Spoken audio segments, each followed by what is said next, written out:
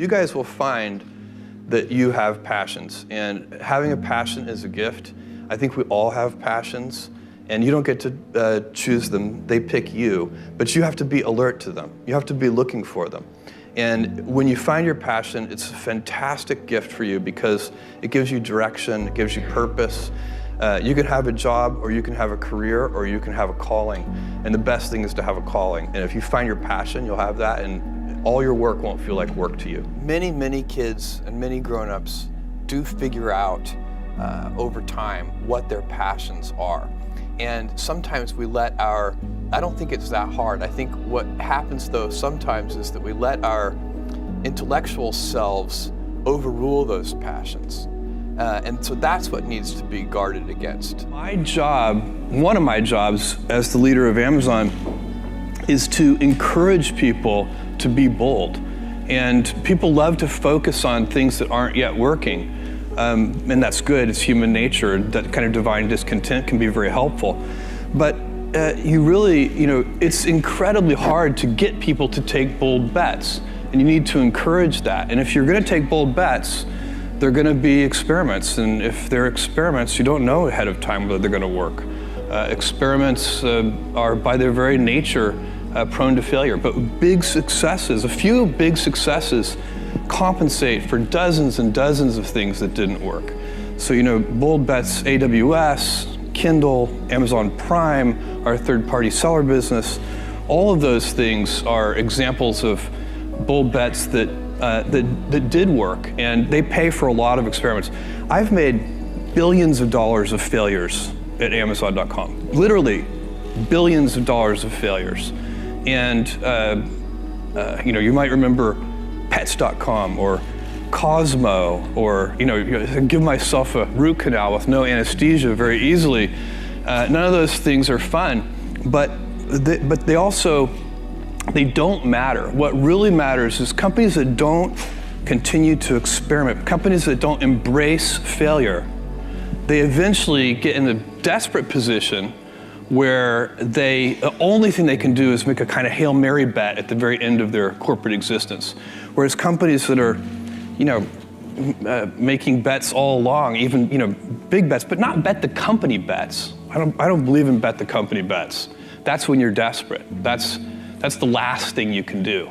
It's not, you could be out of work and have terrible work-life balance. Even though you've got all the time in the world, right. You could just feel like, oh my God, I'm miserable, and you would be draining energy.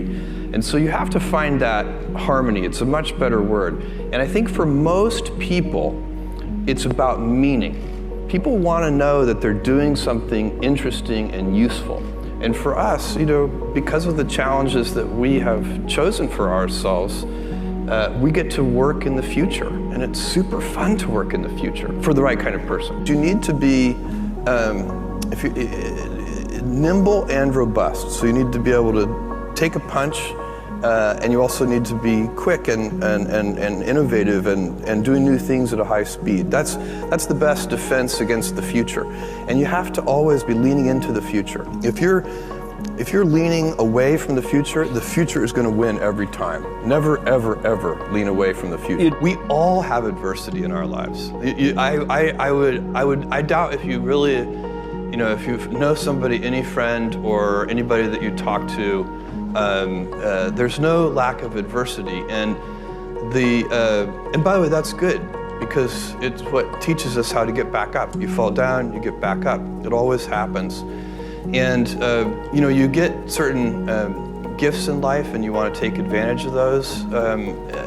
But I guess my advice on adversity and success would be to be proud not of your gifts, but of your hard work and your choices.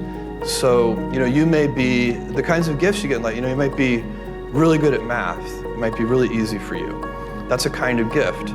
But practicing that math and taking it to the next step, that could be very challenging and hard, and take a lot of sweat. That's a choice. You can't really be proud of your gifts because they were given to you. You can be grateful for them and thankful for them. But your choices, you choose to work hard. You choose to do hard things. Those are choices that you can be proud of. Being an inventor requires, because the world is so complicated, you have to be a domain expert. I mean, in a way, even if you're not at the beginning, you have to learn enough so that you become a domain expert. But the danger is once you've become a domain expert, you can be trapped by that knowledge. And so inventors have this paradoxical ability to have that, 10,000 hours of practice and be a real domain expert and have that beginner's mind. Have that look at it freshly, even though they know so much about the domain. And that's the key to inventing. You have to have both. And I think that is intentional. I think all of us have that inside of us, and we can all do it, but you have to be intentional about it. You have to say, yeah, I am going to become an expert, and I'm going to keep my beginner's mind. You can't skip steps. You have to put one foot in front of the other. Things take time. There are no shortcuts. And but you want to do those steps with passion and ferocity. It's easy to have ideas. It's very hard to turn an idea into a successful product. There are a lot of steps in between, and it takes persistence, relentlessness. So I always tell people who are who think they want to be entrepreneurs, you need a combination of stubborn relentlessness and flexibility. And you have to know when to be which. And basically you need to be stubborn on your vision, because otherwise it'll be too easy to give up. But you need to be very flexible on the details, because as you go along pursuing your vision, you'll find that some of your preconceptions were wrong. And you're going to need to be able to change those things.